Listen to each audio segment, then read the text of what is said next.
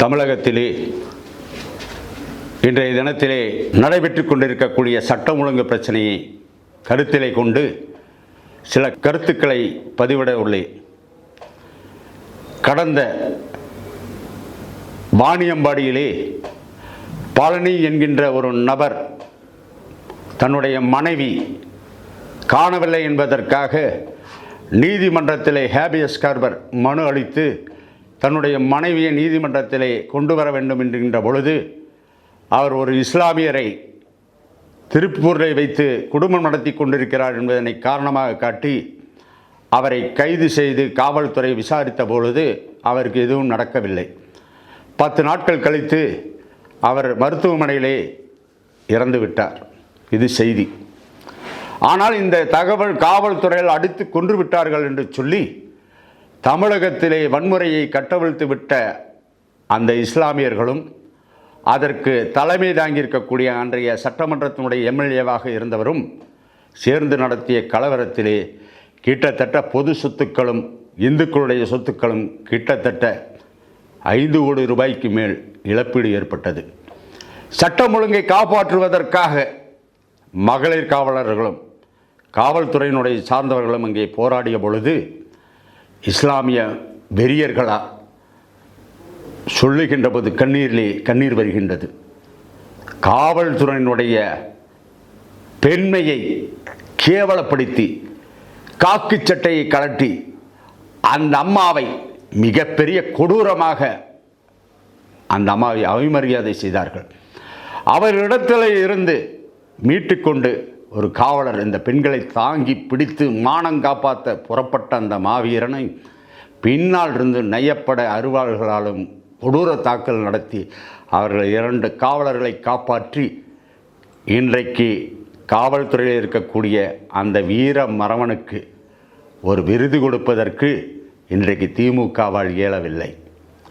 ஏன் இந்த வன்மம்? யோசிச்சு பார்க்கணும். திமுக அரசு எப்போவுமே நல்லவர்களுக்கு கூட இருக்காது. நீங்கள் ஒன்று புரிஞ்சுக்குங்க.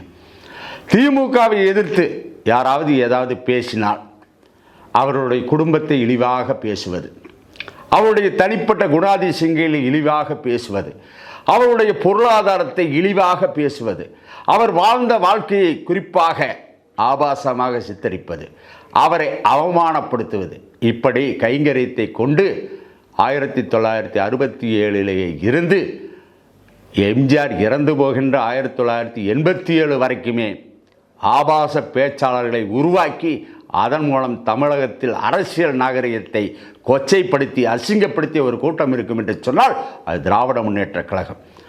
அதற்கு வன்னை செல்லா இருந்திருக்கின்றார்கள். வன்னை செல்லா என்கின்ற பெண்ணு, அதே போல வெற்றி கொண்டான், தீப்பொறி ஆறுமுகம், திருச்சி செல்வேந்திரன், இப்படி பல்வேறு விதமான ஆட்களை உதாரணமாக சொல்ல முடியும்.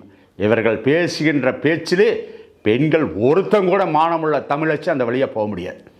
அவ்வளவு கொச்சையாக பேசுவதற்கு அனுமதி கொடுத்த இந்த திமுக இன்னைக்கு நியாயத்தை பற்றி பேசவே முடியாது. அவர்கள் பேசுவதெல்லாம் இன்றைக்கி யாரை பேசிகிட்ருக்கிறான்? கிருஷ்ணமூர்த்தின்னு ஒருத்தன், சிவாஜி கிருஷ்ணமூர்த்தின்னு ஒருத்தன். இன்னொருத்தன் பார்த்தீங்கன்னு வைங்க, அவர் பார்த்தோம்னா இந்தியாவையே அவர் தான் திருப்பி போடுற மாதிரி. அவர் ஒரு பேச்சாளர், ஊடகத்தில் எல்லாம் வர்றாரு, தமிழன் பிரசன்னா. ஏன்னா தமிழை பற்றி அவர் தான் பெற்றிருக்காரு. ஏன்னா அவரை போல யாரும் தமிழுக்காக இல்லை. பாவம் வள்ளுவர், பாரதியார், மற்றவங்களாம் தமிழுக்காக இல்லை. இவர் பேரில் மட்டும் தமிழன் பிரசன்னா. யோசிச்சு பாருங்கள். இவர்களுக்கு பின்னால் இயக்கக்கூடியவர்கள் அனைவருமே பார்த்தீங்கன்னா திமுகவுடைய பின்புலமாக இருக்கக்கூடியவங்க பூரா பார்த்தீங்கன்னா இந்த சமுதாயத்திற்கும் இந்த தேசத்திற்கும் தமிழினத்திற்கும் துரோகம் செஞ்சிட்ருக்கார். சமீபத்தில் ஏர்போர்ட் மூர்த்தி அவர் ஒரு பட்டியலின சமுதாயத்தினுடைய தலைவர். திருமாவளவன் ஒட்டுமொத்த பறையர் சமுதாயத்திற்கும் தலைவர். அவர் தான் ஹோல்சேல் கான்ட்ராக்ட். தமிழ்நாட்டிலேயே பறையர் சமுதாயத்திற்காக தன்னை அர்ப்பணித்து கொண்டு திருமணமே புரியாமல் தியாகச்சம்மலாக வளர்ந்து கொண்டிருக்கார். நான் அதெல்லாம் பற்றி பேசுறதுக்கு வரல.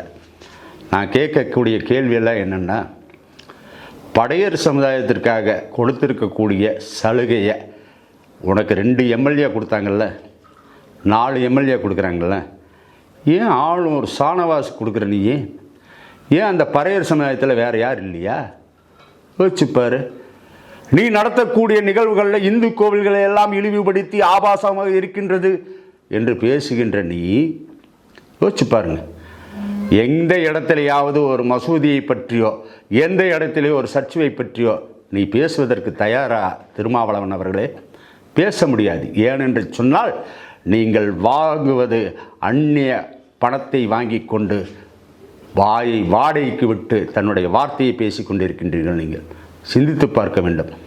ஏர்போர்ட் மூட்டு என்ன கேட்டுட்டாருன்னு நீங்கள் அவர் மேலே தாக்குதல் நடத்த போகிறீங்க? மீசையை பற்றி பேசிட்டாருன்னா, அல்லது உங்கள் வீரத்தை பற்றி பேசிட்டாருன்னா, அல்லது விடுதலை சிறுத்தைகளை பற்றி பேசிட்டாருன்னா? அவர் உண்மையை பேசியிருக்காருங்க. என்ன பேசியிருக்காரு? மத்திய அரசு பறையர் சமுதாயத்திற்காக கொடுத்திருக்கக்கூடிய தொகையிலே குறிப்பிட்ட தொகைகளை செலவிடாமல் மத்திய அரசிற்கு திருப்பி அனுப்பி தமிழினத்திற்கும் பறையர் சமுதாயத்திற்கும் துரோகம் அளித்திருக்கிறார்னு ஒருத்தர் சொல்றார். உண்மையான ஆண்மகன் நான் தான் பறையர் சமுதாயத்தினுடைய தலைவன் சொன்னா என்ன பண்ணோம்? நாளை காலையில் நான் பறையர் சமுதாயத்திற்காக என்ன பண்ணியிருக்கேங்கிறத அண்ணன் திருமாவளவன் வெள்ளை அறிக்கை வெளியிட்டு இருந்தார்னா அவரை நான் பாராட்டி இருப்பேன். அவனால் பண்ண முடிஞ்சுதா? சரி, 4 ஓட்டு போடுறீங்க ஐயா திமுகவுக்கு. திமுக வாங்கக்கூடிய 4 ஓட்டுல ஒரு ஓட்டு விடுதலை சிறுத்தை ஓட்டுன்னு சொல்றீங்க, பறையர் சமுதாய ஓட்டுன்னு சொல்றீங்க. நான் உண்மையிலே ஏத்துக்கிறேன் உன்னுடைய வீரத்தை. ஆனா அப்படிப்பட்ட விடுதலை சிறுத்தைகள் திருமாவளவன் அவர்களே பொது தொகுதிகளில் பறையர் சமுதாயத்திற்கு ஸ்டாலினிடம் பேசி பொது வேட்பாளர் நிறுத்துவதற்கு பறையர் சமுதாயத்திற்கு நீங்கள் இன்றைக்கா குரல் கொடுத்திருக்கீங்களா? 4 ஓட்டுல ஒரு ஓட்டு பறையர் சமுதாய ஓட்டு என்று சொன்னால் வருகின்ற சட்டமன்ற தேர்தலில் 4 விழுக்காடு பகுதியான வேட்பாளரை பறையர் சமுதாயத்திற்கு ஒதுக்க சொல்லி ஸ்டாலினிடம் வற்புறுத்த முடியுமா? அப்படி நிறுத்தக்கூடிய வேட்பாளர்களுக்காக உண்மையிலேயே பறையர் சமுதாயத்தினுடைய வாழ்வு மலர வேண்டும் என்று சொன்னால், அந்த வாழ்க்கைக்கு நானே தீபமாக இருப்போம் என்று சொன்னால், தன்னுடைய வாழ்வை அர்ப்பணித்து பொது வாழ்க்கையில் இருக்கிறீர்கள் என்று சொன்னால், ஏர்போர்ட் மூர்த்தியிடம் பகிரங்கமாக திருமாவளவன் மன்னிப்பு கேட்க வேண்டும். அதுதான் உண்மையான விஷயம். எதற்காக தாக்குதல்?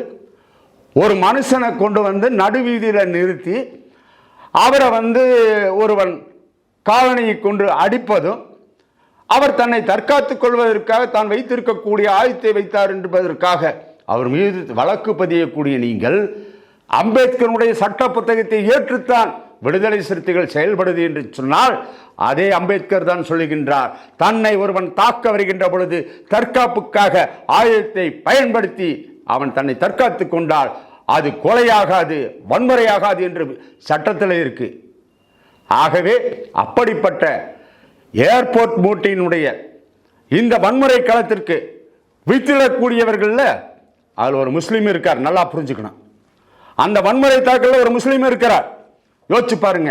ஒரு பறையர் சமுதாயத்தினுடைய தலைவரை கொல்லுவதற்கு, அவரை அவமானப்படுத்துவதற்கு ஒரு இஸ்லாமியன் வருகிறான் என்று சொன்னால், இதே விடுதலை சிறுத்தைகள் ஒரு இஸ்லாமியர் மீது கை வைப்பதற்காக இதே இஸ்லாமியரை திருப்பி அனுப்புவதற்கு திருமாவளவன் தயாரா இருக்காரா? ஆக ஒரு பறையர் சமுதாயத்தை காக்க வேண்டிய பொறுப்பில் இருக்கக்கூடிய சமுதாயத்தை கேவலப்படுத்துகின்ற பணியினை விடுதலை சிறுத்தைகள் செய்வதை வன்மையாக கண்டிக்கின்றோம். அதே நேரத்தில் பறையர் சமுதாயம் மட்டுமல்ல, இந்த தமிழ்நாட்டில் இருக்கக்கூடிய ஏனைய சமுதாயத்திலே பிற்படுத்தப்பட்ட ஒடுக்கப்பட்ட மக்களுக்காக அம்பேத்கர் வழியிலே போராடக்கூடிய நீங்கள் தமிழினத்தினுடைய தலைவர்களாக இருக்கக்கூடிய முன்னோர்களை மதிப்பதற்கும் நீங்கள் கற்றுக்கொள்ள வேண்டும். எந்த நேரத்திலும் இந்து மதத்திற்கு எதிராகவும் தமிழ் தர்மத்திற்கு எதிராகவும் நீங்கள் தொடர்ந்து பேசிக்கொண்டிருப்பது பறையர் சமுதாயத்தினை இந்த தனிமைப்படுத்துவதற்கு திருமாவளவன் துணை போவதோடு பறையர் சமுதாயத்தினை கிறிஸ்துவ மத மாற்றத்திற்கு துணை போகிறார் என்பதுதான் உண்மையான விஷயம் என்பதை இந்த நேரத்தில் பதிவு செய்து கொண்டு, ஏர்போர்ட் மூர்த்திக்கு உடனடியாக நீதிமன்றம் விடுதலை தர வேண்டும். ஏர்போர்ட் மூர்த்தி போன்ற கிட்டத்தட்ட 20க்கும் மேற்பட்ட பறையர் சமுதாய அமைப்புகள் ஒன்று சேர்ந்து போராட வேண்டும். இந்த போராட்டத்திற்கு களம் காணுகின்ற நாம் தமிழர் உறவுகளையும் நான் மனதார பாராட்டுகிறேன். நன்றி, வணக்கம். மேலும் இது போன்ற வீடியோக்களை காண தேசியவாத நியூஸ் யூடியூப் சேனலை சப்ஸ்கிரைப் செய்யுங்கள்.